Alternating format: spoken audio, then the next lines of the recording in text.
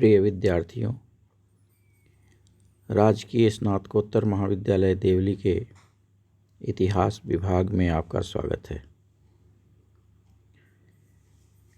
BA प्रथम वर्ष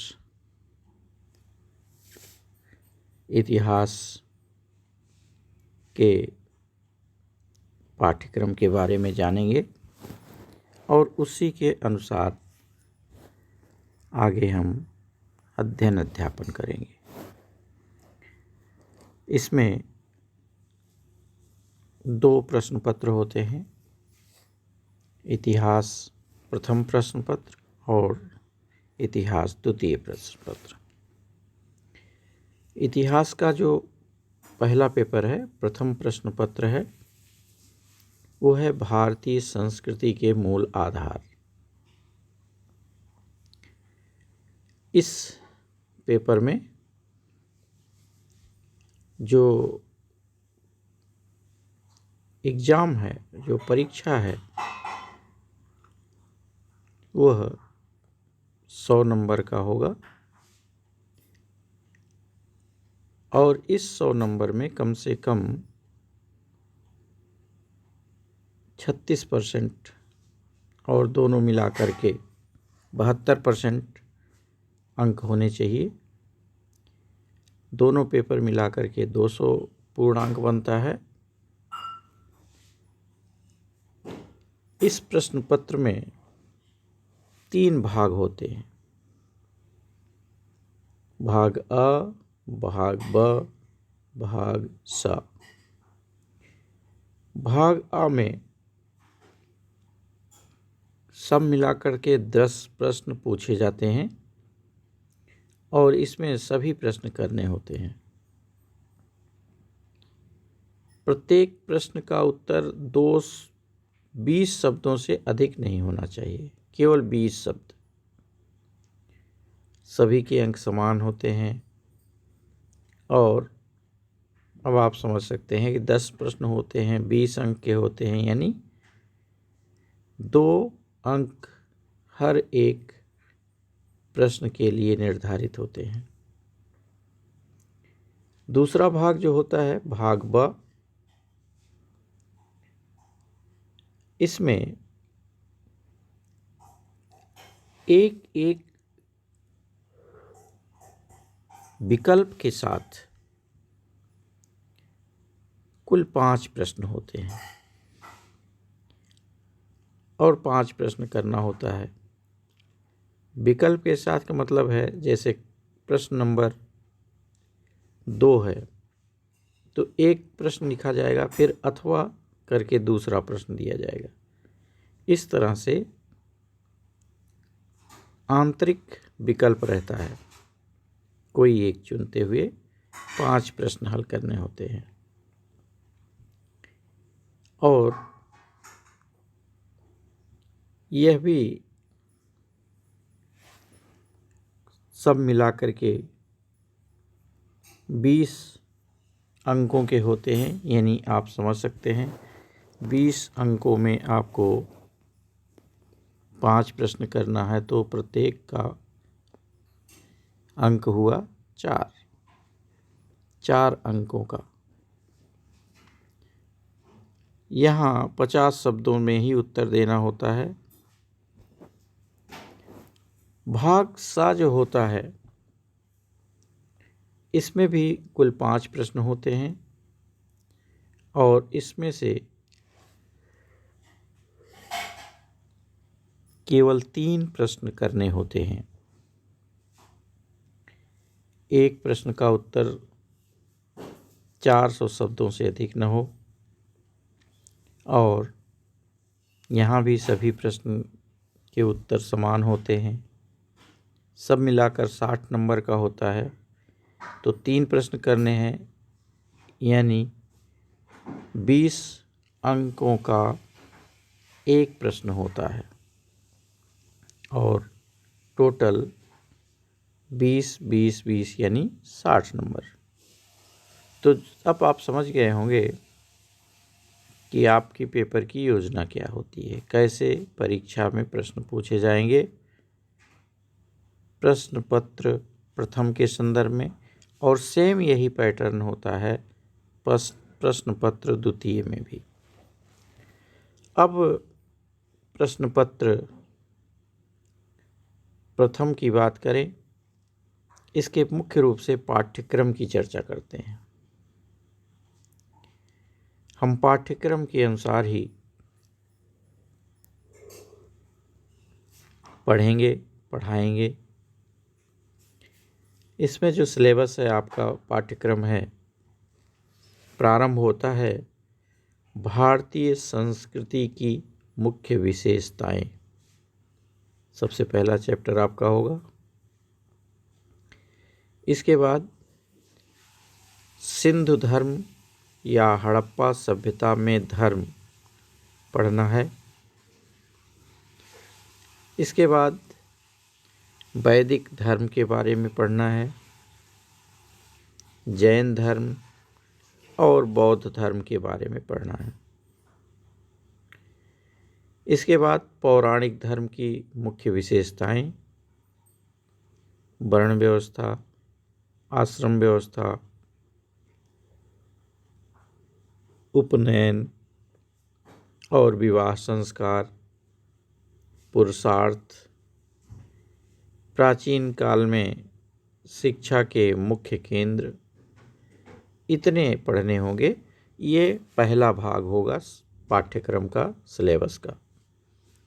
जो दूसरा भाग होगा उसमें रामायण, महाभारत, पुराणों का सांस्कृतिक महत्व, गुप्त काल में विज्ञान का विकास, कालिदास एवं तुलसीदास के बारे में। इसके बाद हड़प्पा एवं मौर्य कला की मुख्य विशेषताएं, मथुरा कला, गुप्तकालीन मंदिर, मुगल स्थापत्य और राजपूत चित्रकला की शाखाएं। यह इतना दूसरा भाग है।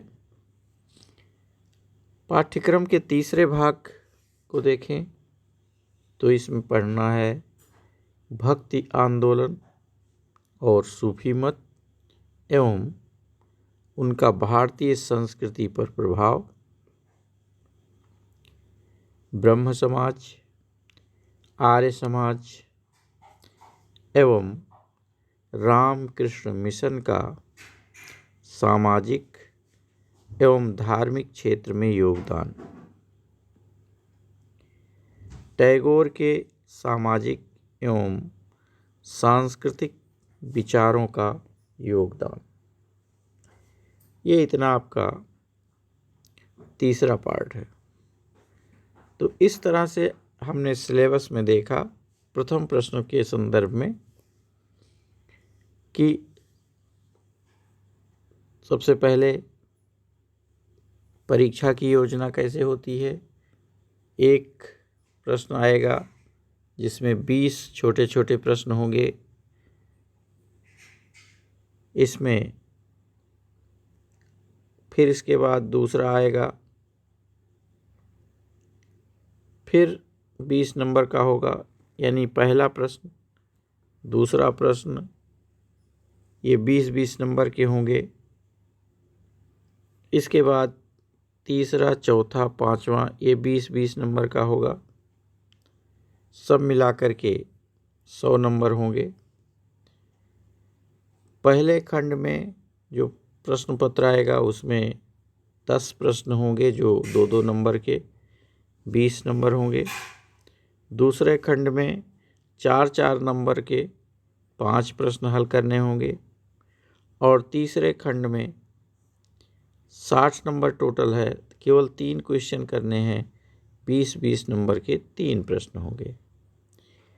इसके बाद हमने देख लिया कि सिलेबस के 3 भाग हैं। अ, ब, स, तीनों में से प्रश्न आते हैं।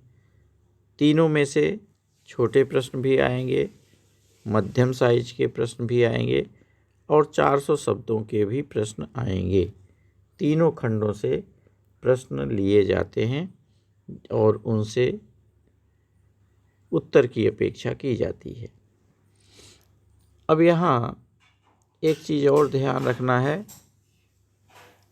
कि अभी तक आप लोगों का एक निर्धारित टेक्स्ट बुक होता था, पाठ्य की पुस्तक होती थी, उसी पुस्तक से आप पढ़ते थे, चाहे वो राजस्थान बोर्ड में निर्धारित पुस्तक हो, चाहे CBSE बोर्ड की NCERT रही हो। अब वह स्थिति नहीं है। अब आपको जो पढ़ना है वह एक एक टॉपिक या चैप्टर, विषय या उपविषय के बारे में पढ़ना है। उसके लिए कोई निर्धारित पुस्तक नहीं कही जाती कि यही पुस्तक पढ़ो। आप जो अच्छा समझते हैं, जहाँ अच्छा समझते हैं वहाँ पढ़ सकते हैं।